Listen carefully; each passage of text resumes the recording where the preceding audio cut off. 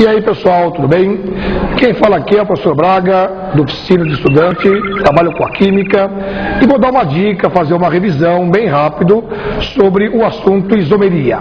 O assunto isomeria, ele pode ser trabalhado de uma forma prática, de uma forma simples, em isomeria plana, a isomeria geométrica do tipo cis-trans e também a isomeria ótica, ok? Quem seria a isomeria plana? Na realidade, a isomeria plana são 5 casos.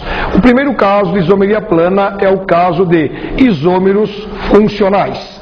Para que dois ou mais compostos apresentem a situação da isomeria de função, eles têm que apresentar a mesma fórmula molecular e pertencerem a funções diferentes.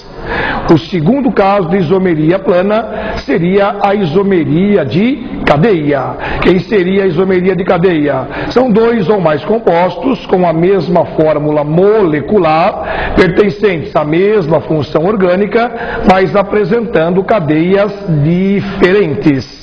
O terceiro caso de isomeria plana é o caso da isomeria de posição. Para que dois ou mais compostos sejam isômeros de posição, eles têm que apresentar a mesma fórmula molecular, apresentarem a mesma função orgânica, têm que ter a mesma cadeia e a diferença tem que ser na posição, seja da insaturação, seja do radical funcional ou seja ainda do radical orgânico.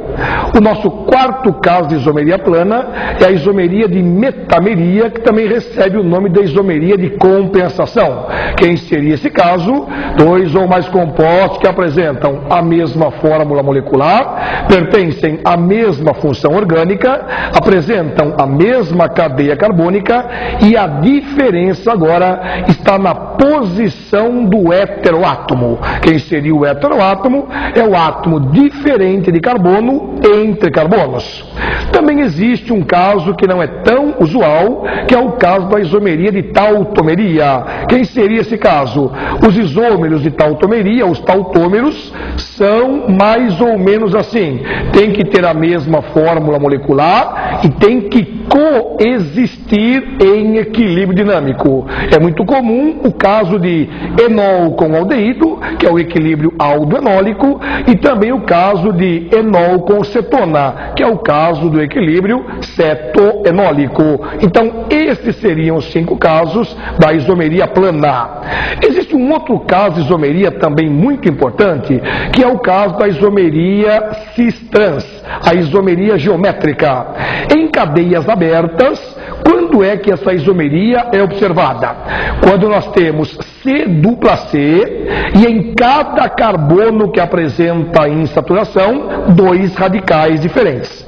Se esta condição for obedecida, ao cortarmos o plano e radicais iguais se apresentarem em planos iguais, você vai ter o isômero cis. Radicais iguais em planos opostos, você vai ter o isômero trans. Nada de difícil, nada de complicado.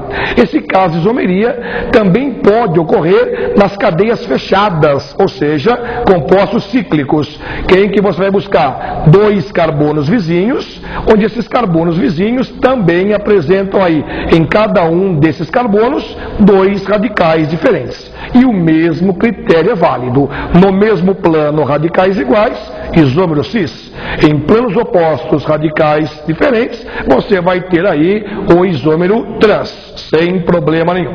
Quando você trabalha o caso de isomeria ótica, também a dificuldade não é tão grande. Você vai ter que buscar na estrutura a presença do carbono quiral, a presença do carbono assimétrico. Experimentalmente, verifica-se que, quando temos esse carbono quiral, esse carbono assimétrico, você pode ter o plano da luz polarizada sendo desviado para a direita ou para a esquerda. Se esse plano da luz for desviado para a direita, temos aí o caso da isomeria destrógena. E se for desviado para a esquerda, o isômero levógeno. Isso significa que o isômero destrógeno, que desvia o plano da luz polarizada para a direita, é opticamente ativo. E o isômero levógeno, que desvia o plano da luz polarizada para a esquerda, ele também é opticamente ativo. Se trabalhar trabalharmos com uma mistura 50% de estrógeno, 50% de levógeno, temos a mistura racêmica, que não desvia o plano da luz polarizada.